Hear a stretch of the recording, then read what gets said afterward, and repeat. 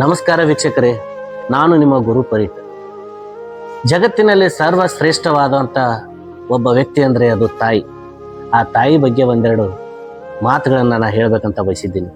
ತಾಯಿ ದೇವರಾಗಬಹುದು, ಆದರೆ ದೇವರು ಯಾವತ್ತೂ ತಾಯಿಯಾಗಲು ಸಾಧ್ಯವಿಲ್ಲ. ಅದಕ್ಕೆ ಹೇಳೋದು ತಾಯಿಗಿಂತ ದೊಡ್ಡ ದೇವರಿಲ್ಲ ಅಂತ.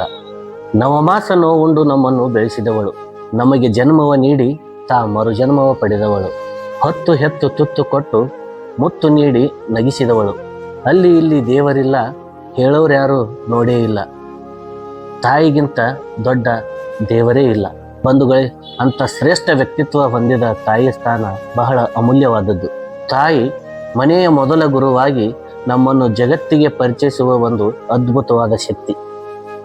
ಅದಕ್ಕೆ ದೊಡ್ಡವರು ಒಂದು ಮಾತು ಹೇಳ್ತಾರೆ ಬಂಧುಗಳೇ, ಮಾತೃ ದೇವೋಭವ ಅಂತ. 100 ಜನ ಶಿಕ್ಷಕರಿಗಿಂತ ಒಬ್ಬ ಗುರು ಶ್ರೇಷ್ಠ, 100 ಜನ ಗುರುಗಳಿಗಿಂತ ಒಬ್ಬ ತಂದೆ ಶ್ರೇಷ್ಠ. ಆದರೆ 1000 ಪಟ್ಟು ತಂದೆಗಳಿಗಿಂತ ಒಬ್ಬ ತಾಯಿ ಶ್ರೇಷ್ಠ ಅಂತ ಹೇಳ್ತಾರೆ. ಪ್ರತಿ ಕ್ಷಣ ಬದಲಾಗುವ ಈ ಭೂಮಿಯಲ್ಲಿ ಎಂದಿಗೂ ಬದಲಾಗದೇ ಇರುವುದು ಒಂದೇ, ಅದು ತಾಯಿ ಪ್ರೀತಿ ಮಾತ್ರ.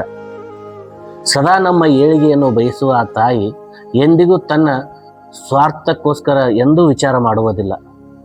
ಮಕ್ಕಳ ಖುಷಿಯಲ್ಲಿ ತನ್ನ ಖುಷಿಯನ್ನು ಅನುಭವಿಸ್ತಾಳೆ. ಮಕ್ಕಳು ಎಷ್ಟೇ ತಪ್ಪು ಮಾಡಿದರೂ ಅವುಗಳನ್ನು ಮತ್ತೆ ತಿದ್ದಿ ತೀಡಿ ಒಂದು ಶಿಲೆಯನ್ನಾಗಿ ಪರಿವರ್ತನೆ ಮಾಡುತ್ತಾಳೆ.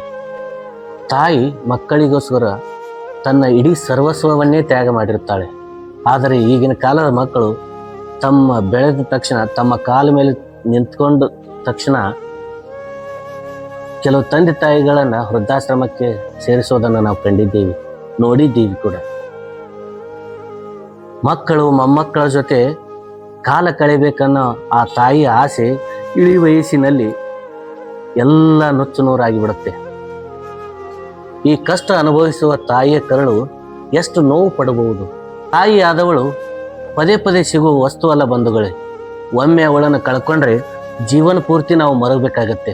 ಅದಕ್ಕೆ ಜನಪದಕಾರರು ಒಂದು ಮಾತು ಹೇಳ್ತಾರೆ, ದುಡ್ಡು ಕೊಟ್ಟರೆ ಬೇಕಾದ ಸಿಗತೈತಿ ಈ ಜಗದಲ್ಲಿ ಕಾಣೋ, ಹಡೆದ ತಾಯಿಯನ್ನು ಕಳ್ಕೊಂಡ ಮೇಲೆ ಮರಳಿ ಸಿಗುವಳೇನು, ತಮ್ಮ ಮರಳಿ ಬರುವಳೇನು ಅಂತ.